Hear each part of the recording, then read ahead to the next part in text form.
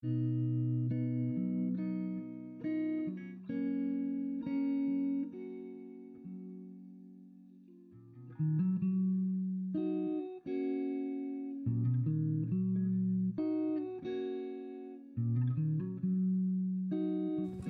so what I'd like to do is begin with you, Oludamini, because about your article, and sort of lay the groundwork for us, if you will, about the colonial legacy, both the kind of education it fostered and set up and implemented.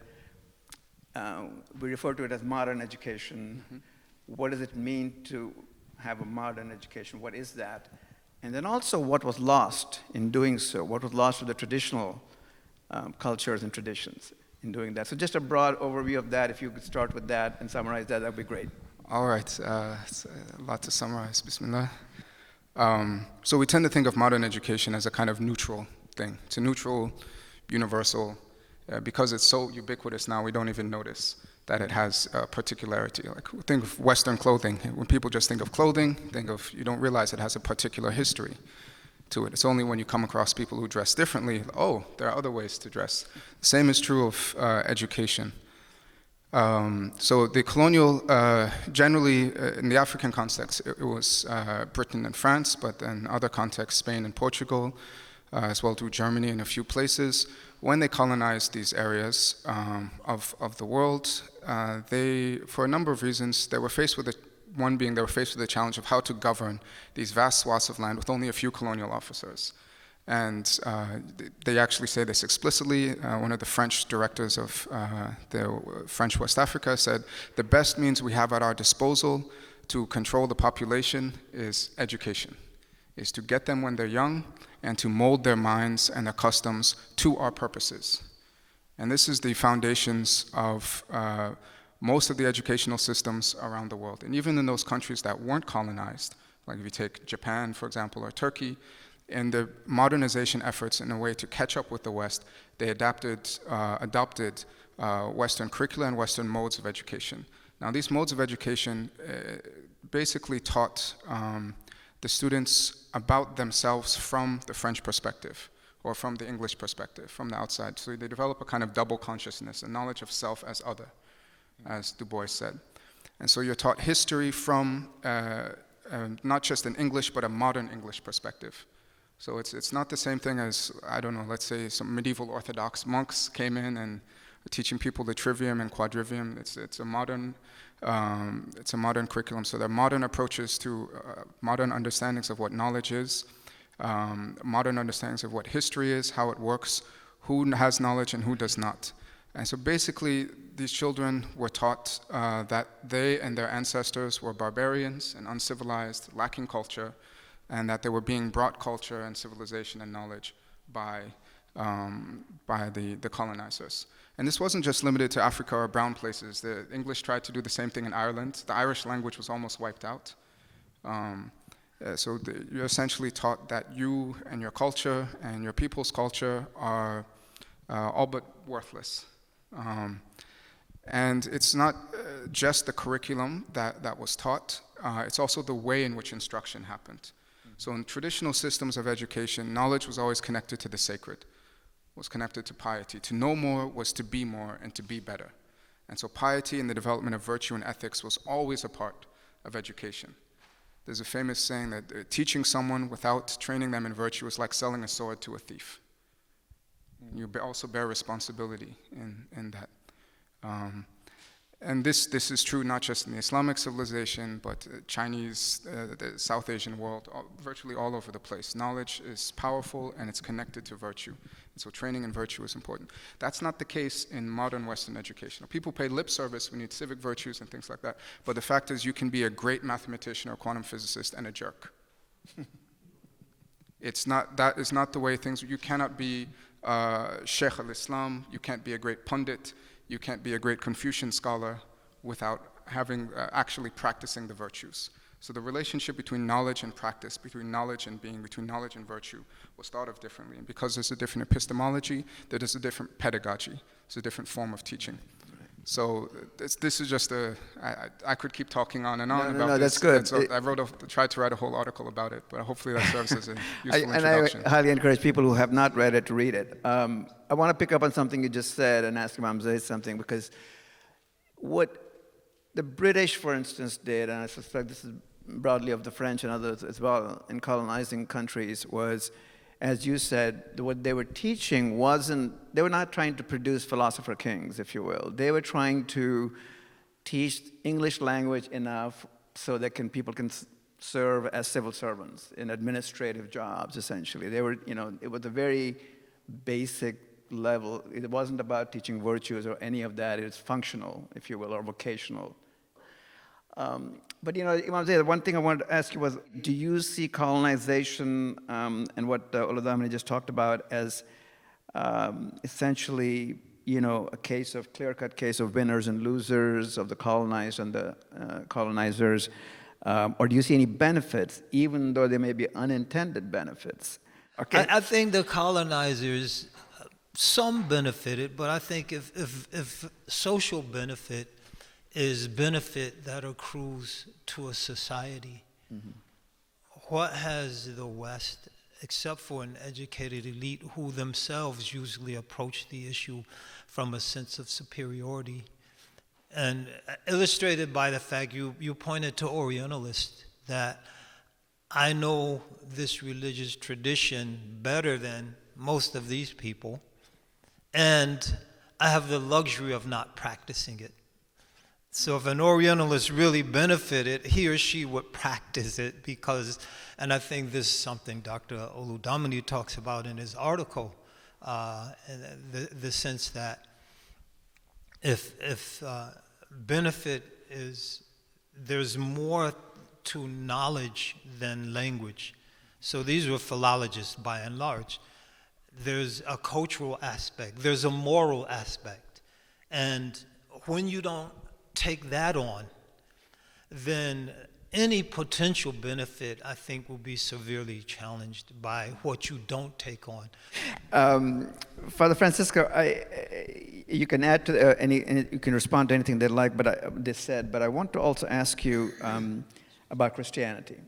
Christianity has, it's been a missionary faith, just like Islam has been, and has often been disparagingly described by its critics of colonialism as something that has been imposed on traditional peoples as well, and that has helped eliminate the traditional cultures and their religious and cultural heritage. How do you see the relationship between Christianity and colonialism, especially as it relates to education in the colonized world? I mean, do you see that there's any connection there? Do you see that that's the religious part I'm talking about, the conflation of Christianity and colonialism? There's a marvelous New Zealand film from the late 80s or early 90s, the title of which is a Polynesian word, utu. It means reciprocity. Mm-hmm. And much like the concept might function in ancient Greece, to be good to one's friends and terrifying to one's enemies, this film focuses on a period of the Maori Wars in which Maori troops fighting for the British are deployed against Maori guerrillas in rebellion against the British. And the centerpiece of the drama focuses on two brothers, one who is a sergeant for the British, and the other a rebel. And the other who is the leader of the rebellion. It's the Tefeke rebellion. It's well known in South Pacific history. And at one point, the British commander is looking at some document sent from London, and he can't decipher what's written. And the Maori sergeant reads it aloud, it's French, and translates it for his British officer, To which the British officer replies, "You've never been to France." And the Maori says, "I've never been to England." I only mention this because it seems to me to suggest that teaching European languages to non-Europeans is potentially a very dangerous thing indeed. I remember late in the 1990s, there was an anthology of post-colonial literary criticism entitled "The Empire Writes Back." And I'm thinking to myself, well, of course. Right. Given the tools of the liberal arts, even when they are deployed for explicitly colonial purposes, is nonetheless a dangerous thing. Because, however much I may feel certain that Plato or Aristotle or Cicero or Quintilian or any of the usual suspects mean or imply one thing for the organization of culture and society, the minute you start reading those texts through the lens of your own cultural commitments and your own experience, they can be very dangerous indeed. And, Christianity, particularly in the contemporary period, has dealt explicitly with this issue in theological terms. Probably everyone is familiar with the concept of liberation theology, Yes. which is precisely a rereading of biblical revelation through the lens of poverty and oppression. Now, in point of fact, that process didn't just emerge in the 1960s and the 1970s in Central and South America. It had already been underway, because in order to make religious doctrine of any kind a tool for colonization, you have to open the text itself. And sooner or later, that text, if indeed it is revelatory, will begin to reveal. Right. And revelatory discourse is precisely the kind of thing that tears through cultural paradigms and critiques even the culture that first introduced the revelatory discourse. I understood the question a little. I understood that question, your answer, but I think that there's another way to look at the relationship between Christianity and colonization, and that's from the perspective there were a lot of indigenous Christian communities in Africa and the Middle East that were just as much victims of European colonization, and European Christians bringing that colonization as Muslims or other people in Ethiopia or North Africa or Palestine or Syria or Iraq. So I think that we can create sort of a false universal out of Christianity and miss the particular experiences of Christian peoples who were indigenous to those lands that were colonized by the Europeans. No, that's a good point, because I think the question I had was about Christianity and Christianity being conflated with colonialism, and so that's a good answer. But go ahead. I'd like to take it a step further as well too. So the missionaries and the colonial powers sometimes were allied, and sometimes they were at odds with each other. France had the Dreyfus Affair, and that led to certain splits. But the particular, most of the Western powers that engaged in these imperialist projects were mostly Christian societies or post-Christian societies, and it was a particular form of Christianity or post-Christianity that was being practiced, that was wedded with white supremacy. In fact, it led to the white supremacy emerged from this particular shift in the Enlightenment, from a kind of medieval thing where you have the grand chain of being, Scala Naturae, in which you have God on the top, angels, saints, all the way down to rocks. Now, what happens in the Enlightenment is God is, as you lose this faculty called the intellectus, you used to have super-rational faculty, intellectus, ratio, reason, and senses.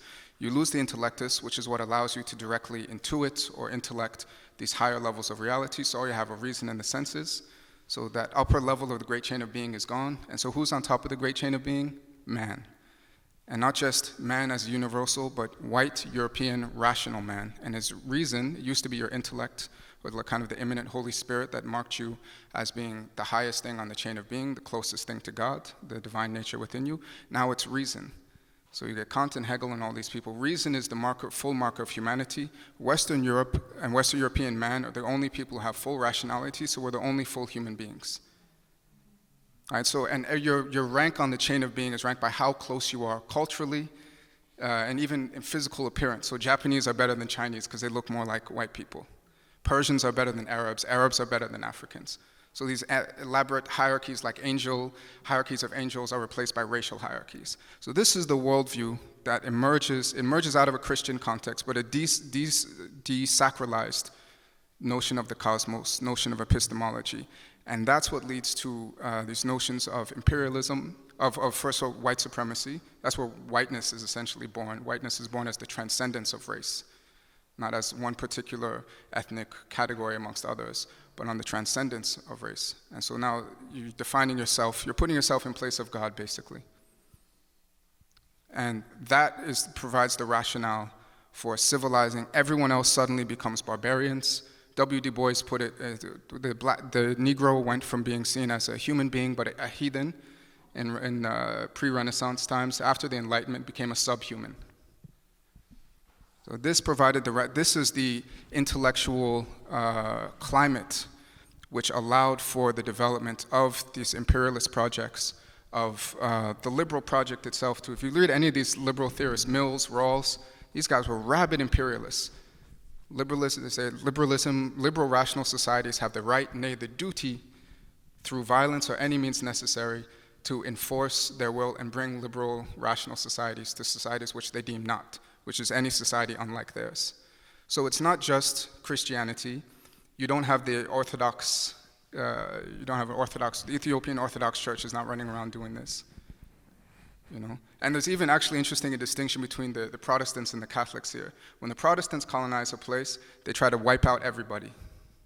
When the Catholics colonize, they mix a bit more, because they had different doctrines on the nature of people. That's why if you go to Latin countries, there'll be more mix. If you go to some place the Germans colonized or the British, how many Native Americans are here amongst us today? And it entirely has to do with this cosmology, which is a distorted view of this traditional sacred Christian cosmology. So it came out of a particular form of Christianity, a particular deformation of the traditional philosophy of Christianity, which then led to these modern assumptions, which led to the imperialist project and these other things, the legacy with which we're still living today. Can I ask a follow-up? Absolutely, go ahead. Based on what Father Francisco mentioned earlier, could Du Bois have critiqued this arrangement so thoroughly were it not for the liberal arts? No, I don't. This is a kind of, Du Bois was able to critique, and it's a question of kind of master's tools with destroying the master's house with the master's tools. So Du Bois was very well educated, and so Du Bois was able to point out the contradictions and the flaws. Then what Du Bois, what made him so frustrated, and part of why he went to Ghana at the end of his life, was how do we then construct something different from an alternative standpoint? So it's like if you're on the plantation, okay, you can use the master's tools to tear down the master's house. How do you build something new? If all you have are the master's tools, are you just going to build another plantation? So this is what attracted a lot of people to, this is what has led to a lot of these different black religious movements.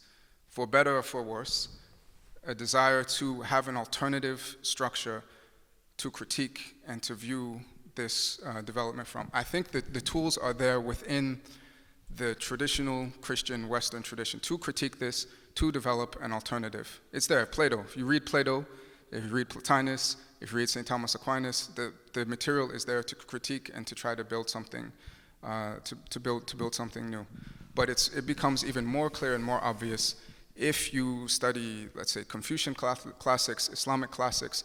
And part of it is how it's read, right? So there's a certain way of reading Plato and of reading the Bible that's been practiced for a number of years that is perfectly in line with this, I think, this kind of deformation of the traditional Western canon, viewed along this white supremacist, rationalist lines. That becomes very clear if you read Plato, let's say, from an Islamic perspective. You read about the divine Aflatun, all of a sudden all these mystical dimensions, quote unquote mystical, they weren't called mystical then, but you get another view of Plato. And you get to, or if you, let's say, read like Pseudo-Dionysius or any of these earlier figures, you get a different view of Plato, of the Western intellectual tradition. But those people have been marginalized because they don't make for good empire building and they don't make for making people good consumers. Right. I think, yeah, what you mentioned earlier is probably one of the reasons Du Bois was so frustrated with Booker T. Washington. Yes, yes. You're just building another plantation. Exactly. Well, black folks are running it. Exactly. Father Francisco, I wanted to just ask you about the thing that Oludamini was talking about, both about Christianity and I mean, there's a feeling among Muslims, for instance, that there's something known as normative Islam, that we call it, or mainstream Islam, if you will, and then there are these extremists who take religion and then find. So, do you see anything parallel happening in the colonial world about what he was talking about with Christianity and the loss of the intellect, as he said? I mean, is that how you understand Christianity and what happened with it? I can't pretend that I don't have a very specific attitude toward the kind of Christianity that gets deployed in the colonial projects. We're often dealing with deeply deficient doctrine and discipline. So I'm not exactly sure what to say, except that the Western tradition is, we can never forget that it's a construct, and a fairly late construct as well. So returning for a moment to Professor Ogunnaike's article and the notion of canon, the one with 2 N's, not with 3 N's.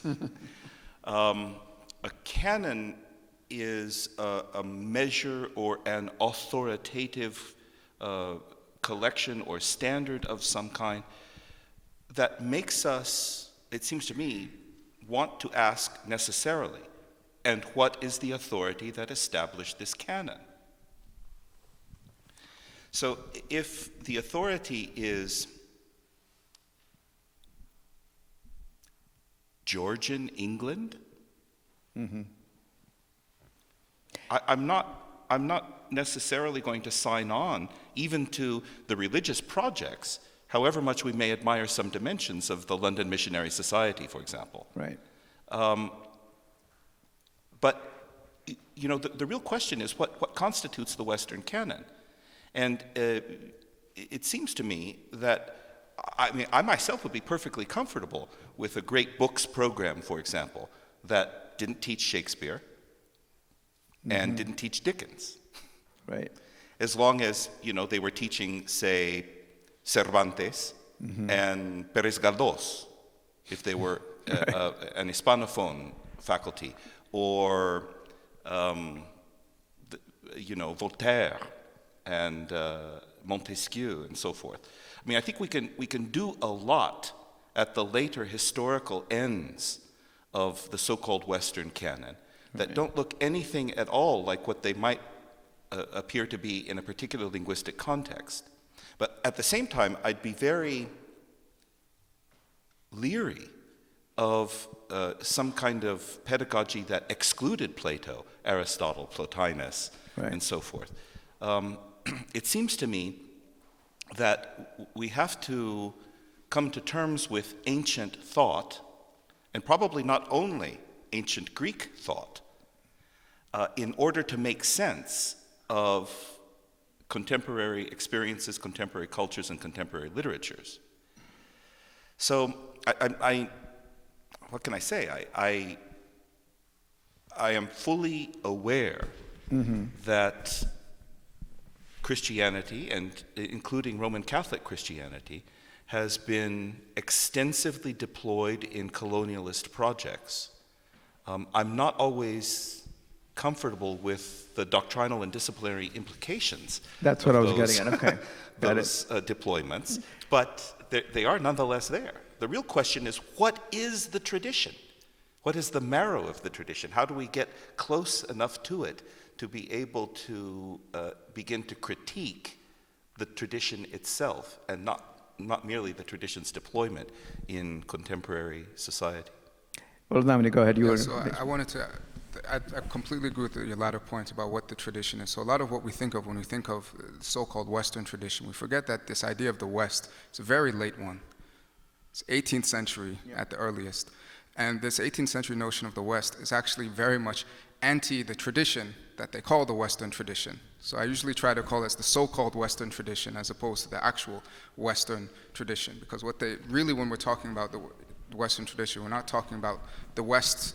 That doesn't mean anything. We're talking about a Christian tradition and of Latin race. Basically, it's a Latin Christian tradition. That's the intellectual, which continues to this day. Right. There are people working in that tradition. It's not something that died out. And we also tend to think of Plato, Aristotle, Plotinus as somehow belonging to the Western tradition. Whereas if you talk to any Islamic philosopher, like the people who taught me, they have isnads going back to Ibn Sina and Farabi, and from Farabi to Plotinus and Plato. For them, they see Islamic philosophy as the trunk, and quote-unquote Western philosophy as a branch that kind of went wrong somewhere. It's not. It's the Greek world, the ancient Greek world, was part of the Eastern Mediterranean. Right. It's part of the Eastern, including Egypt, Alexandria, and so like the title, reading Aristotle in Islamabad. People reading Aristotle in Islamabad before they were reading it in Britain. Or they were reading it in Senegal before they were reading it in Britain. Maybe. I'm confident because the Abbasid Empire was there. But Aristotle was, all of the Aristotle we have today was available in Baghdad in the 10th century. So Aristotle is not a Western thing. Yes, the Latin Catholic tradition took up Aristotle, but took up Aristotle largely on the basis of the commentaries and translations of Muslim authors, Ibn Rushd, Ibn Sina, etc. So the ancient Greeks don't just belong to the so-called Western tradition. They're an integral part of these Eastern Christian traditions, the Byzantine and the Islamic tradition, and the Jewish philosophical traditions as well too. As Father rightly said, these ancient traditions, so we know from several of Plato's dialogues, he believed that ancient Egyptian wisdom was the source of a lot of Greek wisdom. Plotinus and several other philosophers supposedly went on military campaigns to India to have discussions with the sages of India. And anyone who knows Advaita Vedanta a little bit, you look at Advaita Vedanta and Plotinus and you can clearly see there are some similarities there as well too. So these ancient traditions, I think it was Whitehead who said the history of Western philosophy is a series of footnotes on Plato. I mean, look, you think relativism, deconstructionism, a lot of these trends you can find prefigured in the dialogues of Plato, and not just the dialogues of Plato, in the commentaries and in the discussions on them that you find in it. So I believe ancient philosophy is very relevant to us today, not just Greek, but ancient South Asian, the Dharmic world, ancient Chinese. We have a lot to learn from them. Looking at the Greek, if you are the modern West and you've defined yourself in opposition to Islam, you have to take the Greeks out of the Islamic tradition. Otherwise, your whole project fails at the start. Imam Zaid, Notice, however, that that's precisely what the Protestant Reformation does. The rejection of the scholastic synthesis is the elimination of Aristotle from the equation. So that, yes, the Greeks are reappropriated, not on the basis of the philosophical tradition, but on the basis of the rhetorical tradition. I mean, I think what Oludamini was talking about... And you could say a certain extent on the basis of the political tradition, where, in the sense that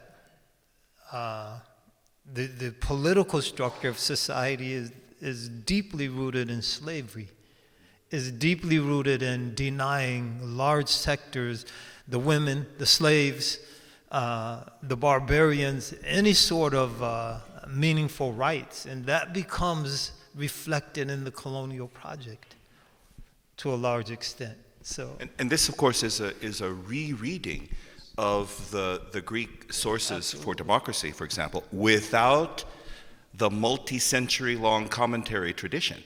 So that kind of rereading permits a complete reinterpretation of it as well. Kind of Wahhabi reading of the Greeks. Throw out the tradition, back to the sources, read what we want into it. And leave a path of destruction in our wake. No, actually, the point you made, Oludamini, I was going to read a paragraph from your article, but you pretty much talked about that, but I think it's an eloquent statement of it. And here's the paragraph. Why do the ancient Greeks belong to the West and not also to the Byzantine or Islamic worlds? After all, Greece spent a millennium under Byzantine rule and half of that under Ottoman rule.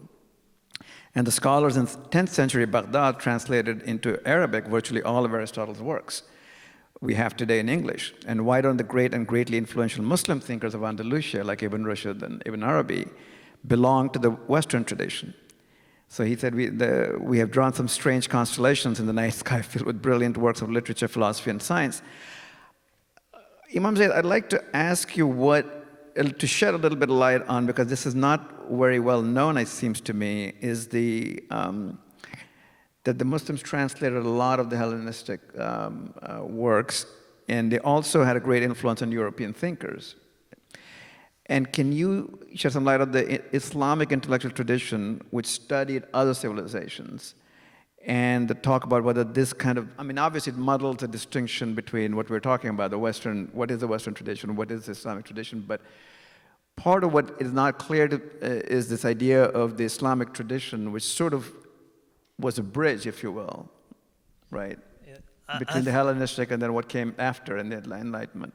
I think one of the geniuses of what we refer to as Islamic civilization is that the Muslims, and to a certain extent owing to geography, but also owing to worldview, brought many civilizational legacies into conversation with each other. So you had the Greek, the Hellenistic, but you also had the Confucian, because the Muslims were bordering China. You had the Hindic, Muslims pushed into South Asia, the Indian subcontinent. And Muslims were able to borrow from all of these traditions. And that became reflected in some major theological problems were solved through Muslim contact with the Buddhist. Laysa bi that wa laysa bi kharijan an that. That came from the Buddhists when the Muslims went into present-day Afghanistan. So you were borrowing from the Buddhists, from the Hindus, from the Confucian, from the Hellenistic, and serving as a bridge primarily, though, to transmitting that heritage to the West, but also in those other areas, just not as well known because Western civilization became hegemonic. And so there's more emphasis on the relationship between the Muslims and the Hellenistic, but those sort of relationships and the translation projects involved other civilizational legacies also. I have to add that this notion of the Islamic civilization as a kind of bridge, that kind of the West had this knowledge, and then they fell into these dark ages and they passed the torch on to the Muslims, and the Muslims held on to it for a while and then tossed the ball back to them. And then for 800 years, Muslims just like smoked shisha and played with their prayer beads until they discovered oil and they woke up. That's totally false. That's a Eurocentric view of history. So how would you unpack that? Well, so the Muslims developed, as Imam Zayd eloquently said, engaged with all of these different civilizations and intellectual traditions, and due to the kind of epistemological orientation of the Islamic tradition itself, wisdom is the lost property of the believer. The Prophet said, seek knowledge unto China.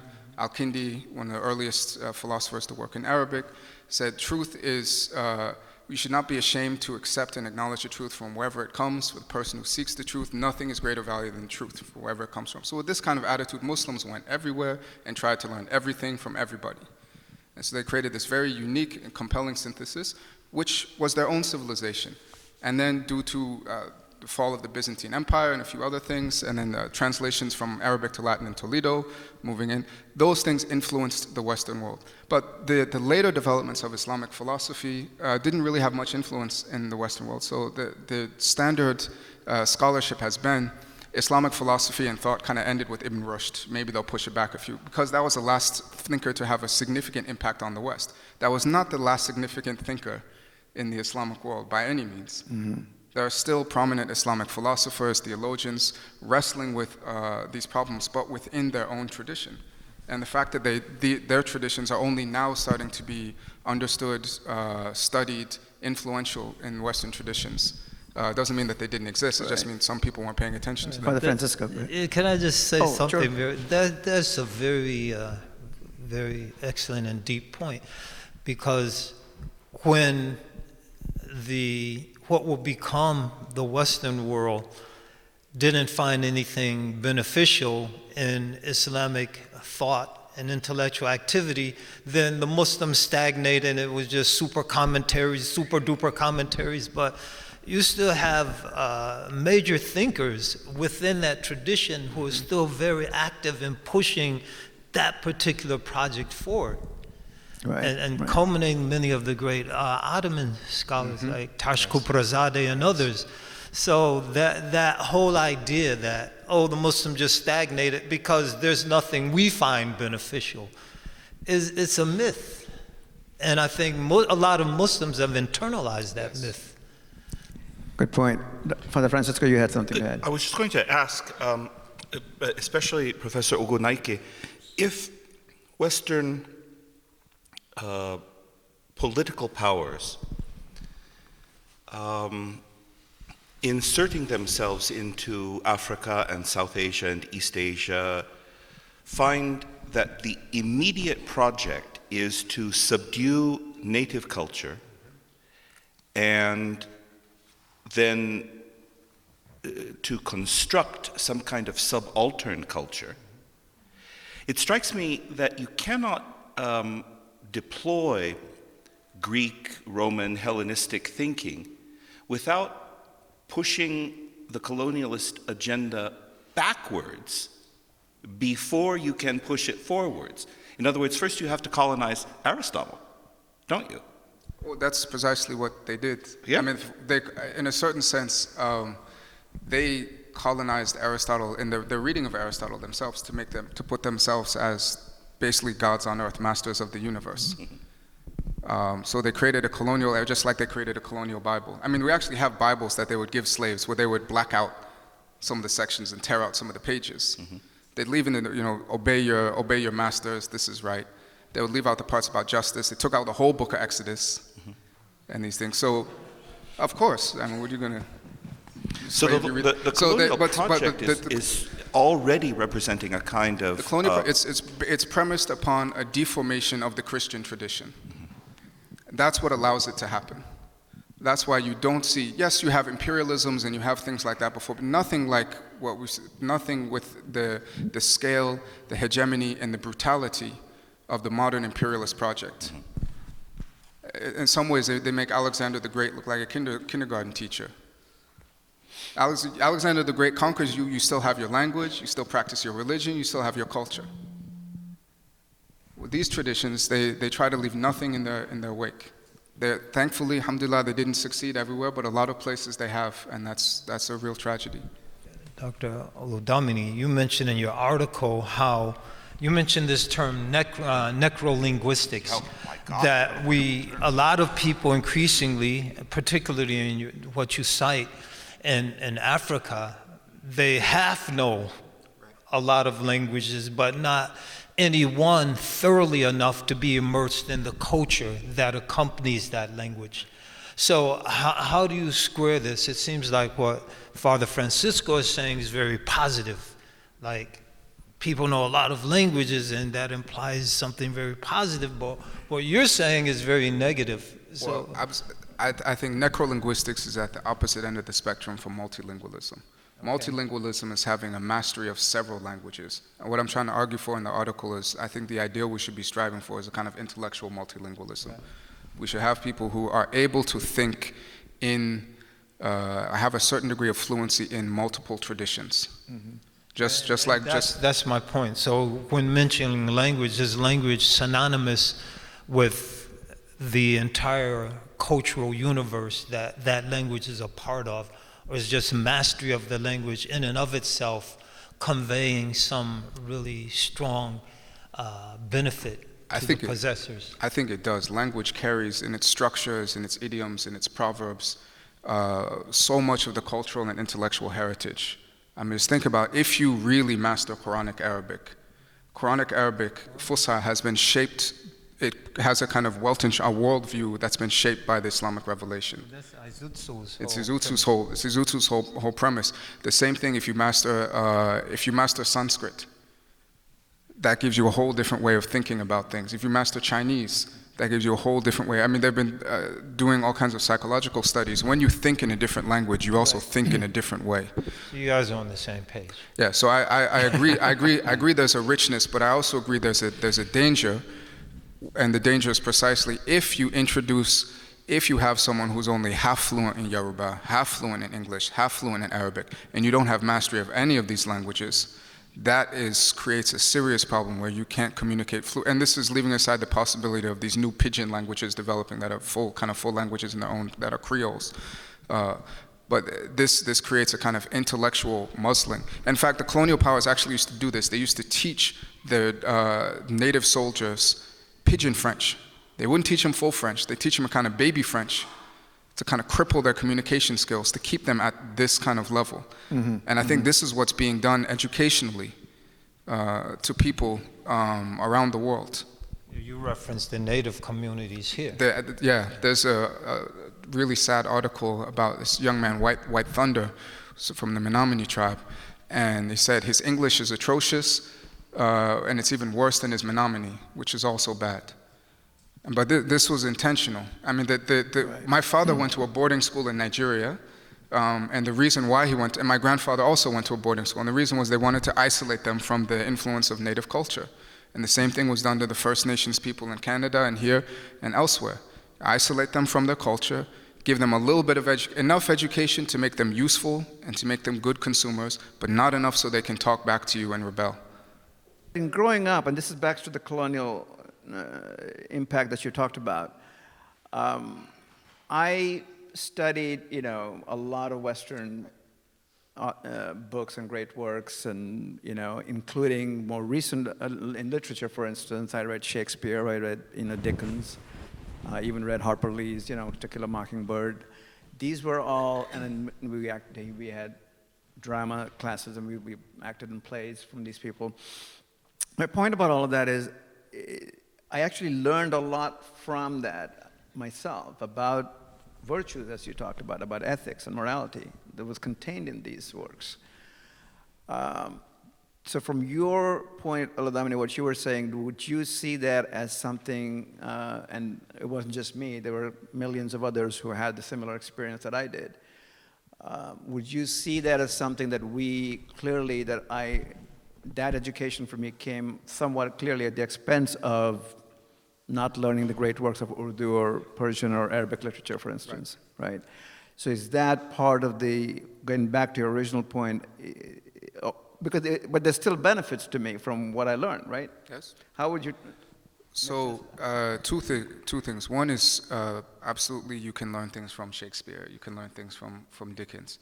The thing is, Shakespeare and Dickens, as you said, they come and they replace Saadi, they replace Emir Khusro, and it's not just a substitution of apples for oranges.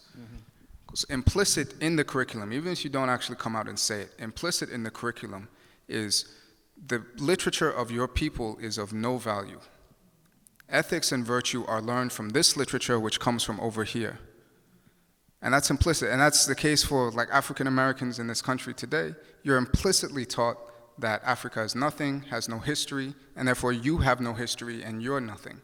That's why they did these. Have you seen these doll tests where they did this experiment with Brown v. Board of Education? They came back and did it again in the early 2000s. Have a little girl come and show a black doll, a white doll, and ask her which one she wants. Which one? Always choose the white doll. Dog, yeah. Why? She's pretty, she's this, she's that. That's not natural, that's taught. And that's taught through, it's subtle, but it's taught in that curriculum. So the replacement, it's not just, okay, I replace, here, you can put Shakespeare in for Sadi, no problem. It's not neutral like that. Moreover, Shakespeare is coming from, it's a very interesting thing to read Shakespeare in Lucknow. And in some ways, actually, interestingly, given the social structures, people in Lucknow can understand Shakespeare a lot better than people, kind of contemporary Londoners, in some ways. But the Sadi comes out of the same intellectual tradition. And there's a kind of confluence with that. Sadi's quoting Quran, he's making allusions to Hadith, and it forms a part of an integral atmosphere in which you can live and breathe and develop as a person. As I said before, when this colonial curriculum creates a kind of schizophrenia, what Du Bois called a double consciousness, in which you relate to yourself and your tradition and your history as other. You don't learn the history of South Asia, of West Africa, from the point of view of West Africa, from the Islamic point of view. You learn it from the European point of view. I mean, people were being taught in Pakistan up until very recently that Islamic philosophy ended with Ibn Rushd. Meanwhile, there are Islamic philosophers down the street working, but you go to school, in the English language school, and you're being taught this. You're being taught yourself as other. And that has profound psychological, spiritual, and political ramifications, which we can see, which we're still dealing with today. So yes, I think it's good. There's a lot to be gained from Shakespeare. I think it's good that people learn Shakespeare, and given the ubiquity and the hegemony of the Western world, you have to understand it. We have to understand it in order to deal with it. But we can't give up on those traditions which were bequeathed to us by our forefathers, by our foremothers. Can I say something about Absolutely.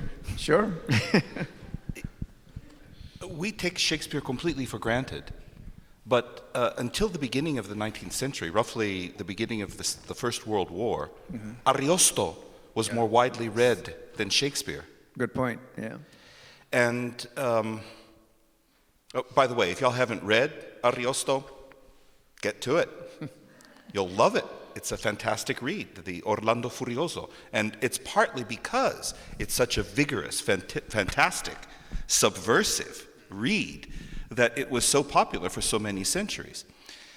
What happened in the course of the First World War is a kind of comprehensive re-evaluation of the so-called classics, with a keen awareness of the fact that the great scholars of the quote-unquote classics were largely to be found in German faculties. And Terry Eagleton makes the argument that it is a concerted effort on the part of the United States, Canada, Australia, but especially Britain, to replace the classics of Roman and Greek literature with the new classics of English literature in order precisely to remove the ancient learning from the influence of Germans and that impact on Anglophone populations. And this is the point at which, we previously had seen Latin schools that had English programs. This is the point at which English becomes the medium for the transmission of the Studia Humanitatis, the humanities. Yeah. And it has continued without interruption to the present day. Today, on any college campus, it's not the Department of Philosophy or the Department of Classics that reigns, as it were, over the humanities. It's the English department. Right. English is the repository for philosophy, for critical theory, for literature, for relativism, rhetoric. Deconstruction. Yeah, and has become the great arbiter, as it were, of the humanities for everyone. And now English departments are under a certain amount of distress because of the practicality of studying in the STEM disciplines. So English is reinventing itself as the discipline that makes it possible for STEM to communicate across disciplinary boundaries. But what is that if not ancient Greek rhetoric That's true. having been appropriated by an explicitly Anglophone cluster of great works? Yeah, I think it's also, you're taking those classics, ancient classics, out of their religious context. It's a secularizing of knowledge, and so you're introducing secular classics as the new canon. And you're trying to teach morality and ethics through those books, and you fail miserably. I mean, Alan Bloom says it's a failed project. And I think a lot of what's going on is an admission that the English department's appropriation of the humanities, just as the humanities couldn't appropriate religion and succeed, English, especially the critical theory aspect of it, couldn't appropriate the humanities and succeed. And so I think it's an admission of failure that we have to now come with something else to teach ethics and morality without returning to religion, because if we return to religion, we're admitting total failure of the Western secular project. And but the alternatives, what we see is just the total denigration of the human dignity as we know it. I just completely agree. In fact, the humanities emerges as out of the Renaissance project as a kind of attempt to create a space for the secular. Before that, you had the trivium quadrivium. There's no humanities, and then philosophy and these greater sciences. But so even the term humanities itself emerges out of this idea to try to create a form of humanity apart from religion. That you have that man is something, that you can create an idea of man apart from God, apart from the divine, apart from the transcendent. And that project is bound to fail. That's why notions, you can all have these terms, human dignity. What does dignity mean without any concept of transcendence? If we're all just atoms bouncing around, how do I have any more dignity than this table? Why do I have any reason to love my fellow man, love my son, if I'm just molecules bouncing around? It fails logically. People make arguments of utilitarianism or social expediency, but those ultimately don't work. And so I think we're seeing a kind of, the humanities is under assault for a number of reasons, but one of the reasons is that it cut away its own foundations from the beginning. And so the last dominoes are just fallen. And do all of you see this, the great books as we talk about today? This was, I think, something that the Encyclopedia Britannica came up with, I think, in the 1950s, to come up with the list. Well, Mortimer Adler, yeah. The brainchild exactly. behind Adler was part of it. What is that? Does that list of great books embody the things we're talking about? That religion was kind of shunted away from that. Yes, this was a kind. I'll let you. Well, Adler found religion, didn't he? Yeah.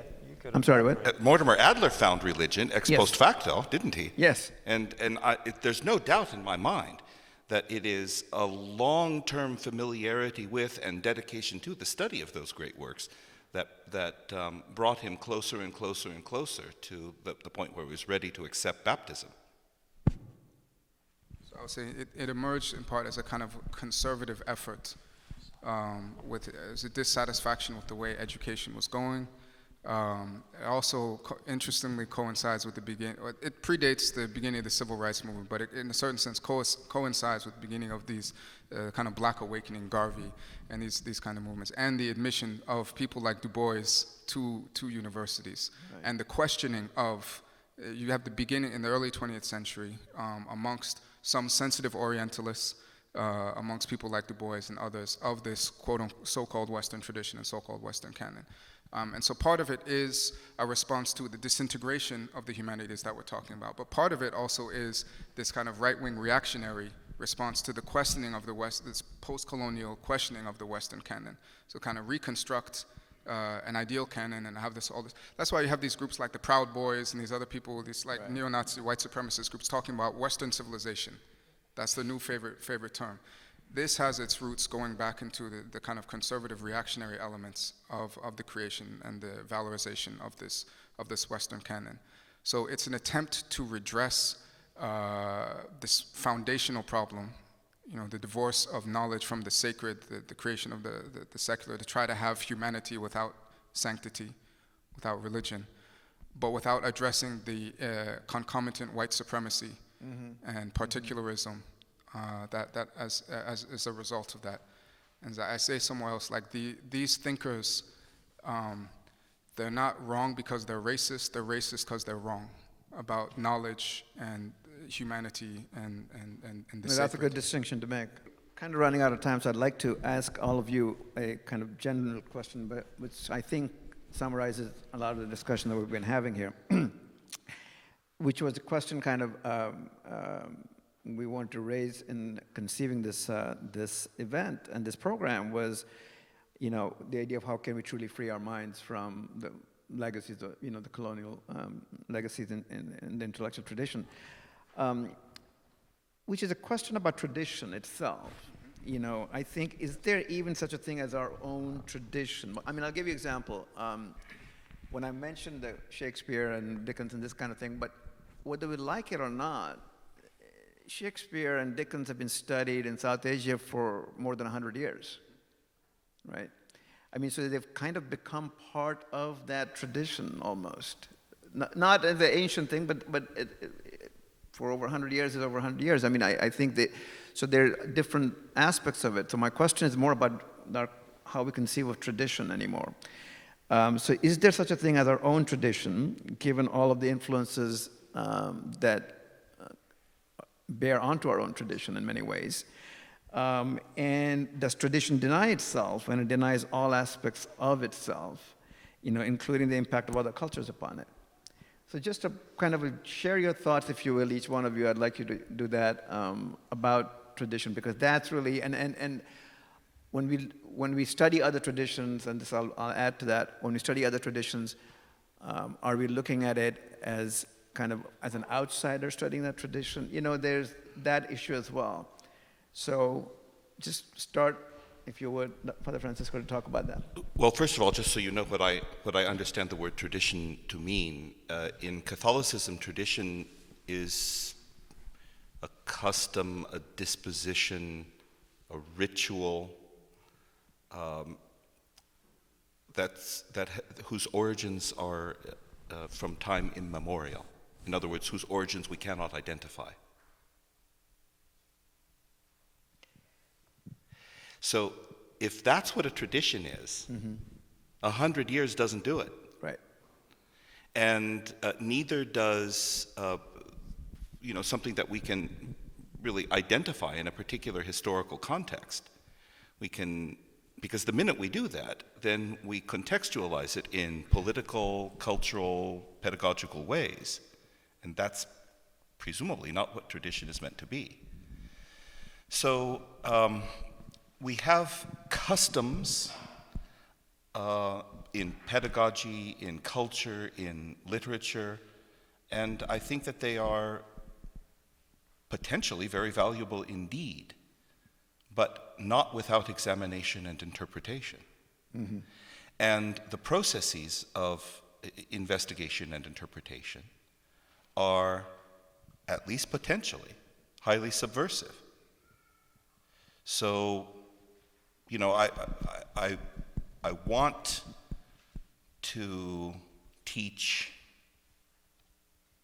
Shakespeare, Aristotle, Quintilian, not necessarily because I have a particular goal in mind in doing so, but because I have great confidence that these texts will stimulate the critical apparatus, which in the end is an apparatus that I don't control.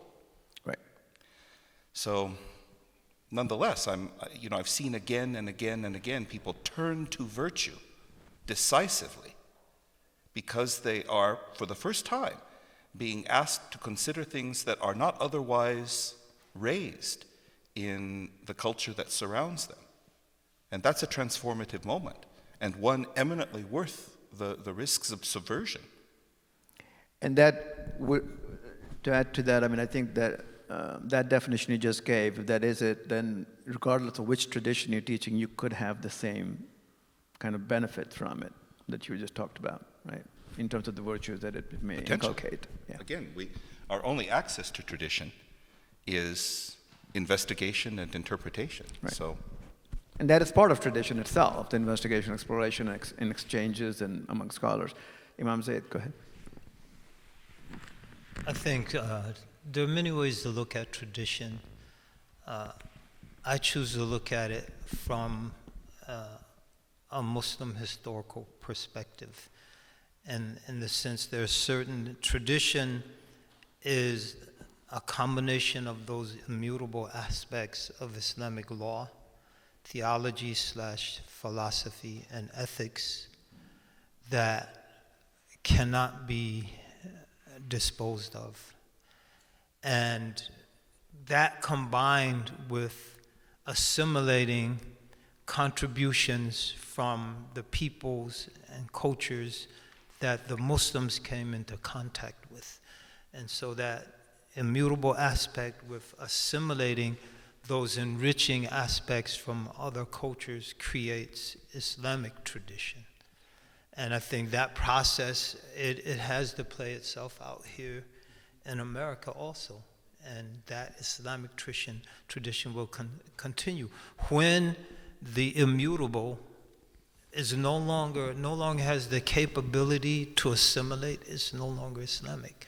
And it becomes something that's culturally assimilative to something culturally hegemonic. And when that happens, you lose tradition in the name of traditionalism. If that makes sense. That does, yes, please. I have views very similar to Imam Zaid on this. So tradition, if you think about it in Arabic, people sometimes translate tradition as taqlid. It's not what I mean when I think about tradition. I think of tradition as sunnah, or sunnati, in the sense of, as you said, it's a habitus, but tradition always has a sacred origin. The origins are sacred. It's like a spring that gushes up from the earth, or rain that falls down that then continues as a river. So you have an immutable transcendent principle or principles, as Imam Zaid, and these are transcendent. And because they're transcendent, wherever they're applied, each new situation, each new area, it'll be different and it'll be evolved. But there's a continuity with what came before it because of these immutable principles. So it's always changing, it's ever evolving, but the immutable principles are not. And so it can always integrate new traditions, streams can merge on the basis of these immutable principles. And the same is true for other traditions as well too. If they have these immutable, once you get rid of those immutable principles, once those principles are no longer transcendent, if they become immanent, or if there's no notion of transcendence at all or immutability and everything is just changed, then you no longer have a tradition. Then you just have discourse and argumentation and fragmentation, ultimately.